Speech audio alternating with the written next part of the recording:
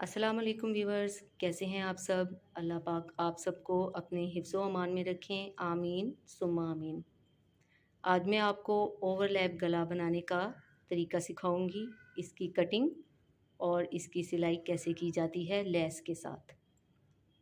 आप चाहें तो इस गले को टसल्स के बगैर भी बना सकते हैं, और अगर आपने ईद के लिए ड्रेस तैयार करना हो तो इसके ऊपर टसल्स या बटन भी लगाए जा सकते हैं।